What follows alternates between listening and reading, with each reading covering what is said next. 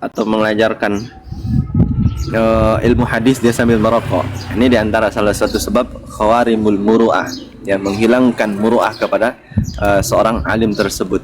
Itu salah satu efek buruk daripada rokok itu sendiri, ya. Terus yang kedua, berkaitan dengan masalah ini langsung dalam waktu yang singkat atau dalam waktu yang panjang, ya, sehingga ini menjadi salah satu tinjauan hukum, dia diperbolehkan atau tidak, jadi haram ataupun makruh.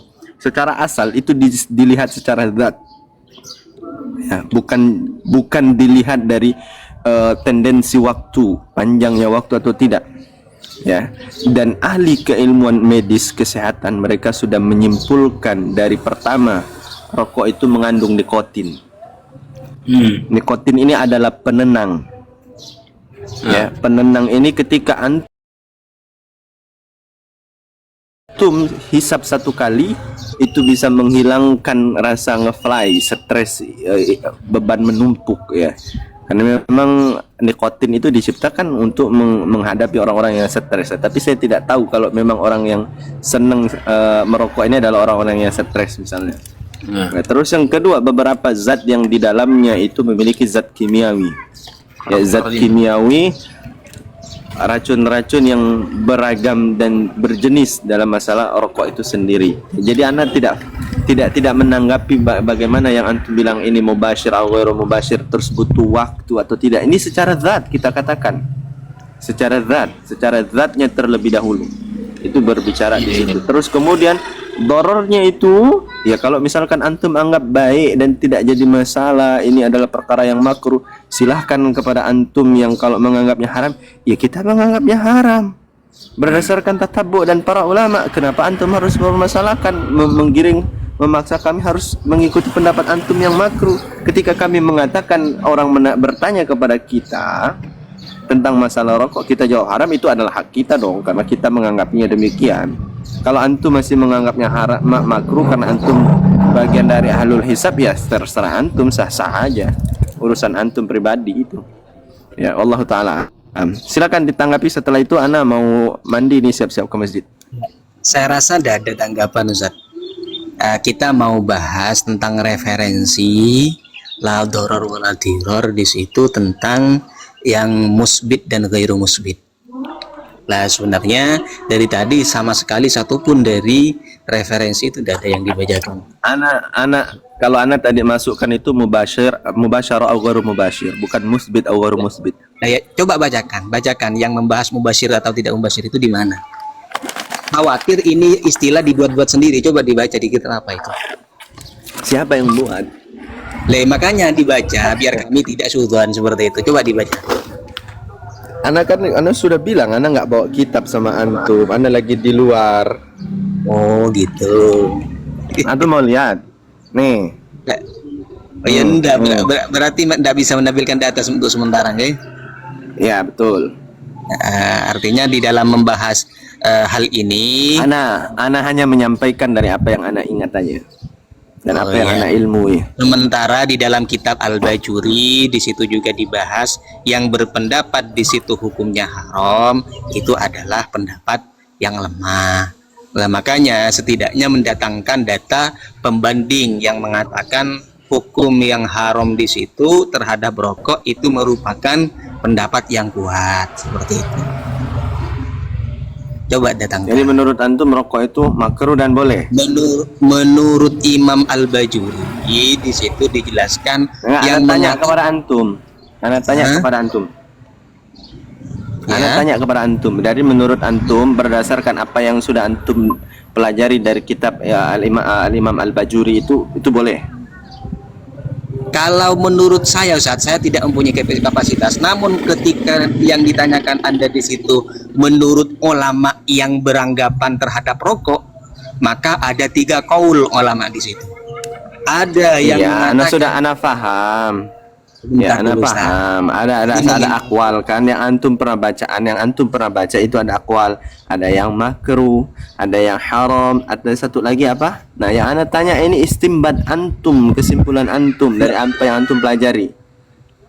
Kalau saya pribadi Ustaz, tidak bisa menentang para ulama. Artinya tetap menghargai pendapat orang ataupun ulama, baik mau mengatakan makruh ataupun mau menggunakan hukum yang halal ataupun mubah ataupun yang haram, seperti itu. Iya, Nah, makanya anak juga mana menganggap ya ini perkara rokok perkara yang haram menurut anak, tapi anak membiarkan mereka yang menganggap makruh, mereka menganggap mubah, ya terserah, itu akan mereka pertanggungjawabkan secara pribadi. Nah itu makanya saya lebih menganggap pendapat ini adalah pendapat yang haram dan saya mengikuti pendapat yang haram. Nah sekarang anak tanya kepada antum sudah membaca akwal yang muharramat, makruhat dan mubahat kata antum tadi. Nah sekarang anak tanya kepada antum, istimbat yang antum ambil ini mana yang paling mendekati kebenaran? Ustaz, jenengan jangan menggunakan bahasa istimbat. Kalau didengar orang yang ahli fikih itu tertawa. Istimbat itu ranah mujtahid, Ustaz. Jangan gunakan istimbat itu. Ini ahli fikih nih, ahli fikih. Anak tanya kepada antum, istimbat itu kesimpulan, atau kita kembalikan ke bahasa yang sederhana, khulasoh dari apa yang antum pelajarin itu kemana? Dari mana istimbat bahasa Arab kok diambil kesimpulan? Kesimpulan itu alhasil, Bapak. Istimbat kok artikan kesimpulan? Ana tadi ambil, ana bilang ke bahasa yang sederhana, khulasoh. Ana ngomongkan khulasoh. Ya kalau khulasoh, istimbat berbeda antara khulasoh dan istimbat, Bapak.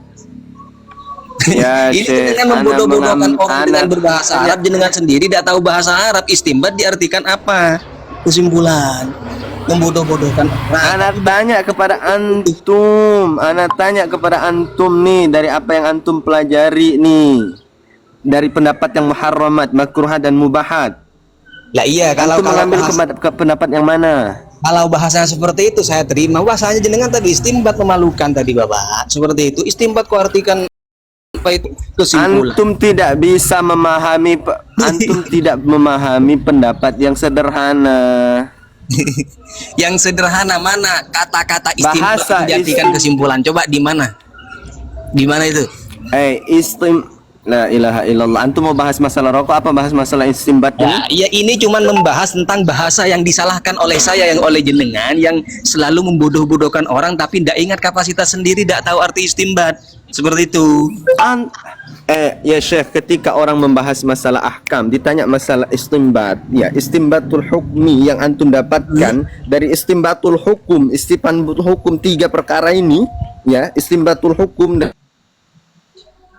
Lah, iya artinya istimbat itu apa tanyakan dulu? Ya, istimbat itu apa artinya dulu? Auzubillah. Inilah salah satu penyebabnya kalau ya sudah, apa ya, anak mau sholat ya. Dengan mulai tadi. Antum kalau mau menghalalkan, antum aja sendiri ya. Ada apa Ibnu Hasan ini tidak menghalalkan rokok, mungkin ini Ibnu Hasan ini kalau saya pribadi, saran saya jangan membodoh-bodohi orang. Kalau kapasitasnya sendiri istimbato enggak ada yang membodoh-bodohin orang. Sebenarnya membodoh-bodoh dianggap bodoh. Anak yang anak tanyakan kepada antum, istimbatul hukmi dari tiga ucapan, tiga akwal yang antum sampaikan tadi, istimbatnya apa yang antum ambil? Kira-kira antum paham nggak sih? Antum nggak paham soal yang anak sampaikan. Antum membuat kesimpulan sendiri, terus antum mengatakan orang menipu orang lain. Kebodohan antum ini antum tampakkan, antum katakan kepada orang lain. Itu membodohkan orang lain. Allah wala quwata illa billah. Ibnu Hasani bertobat kepada Allah. Dengan Anak izin sholat dulu ya. Anak izin sholat dulu ya. Barakallahu fikum. Ibnu Hasani, antum bisa baca sampai 3 derung. Ya Ibnu Hasani. Ya, assalamualaikum. Terima kasih karena ini sudah waktu mendekati salat Jumat. Ibnu Hasan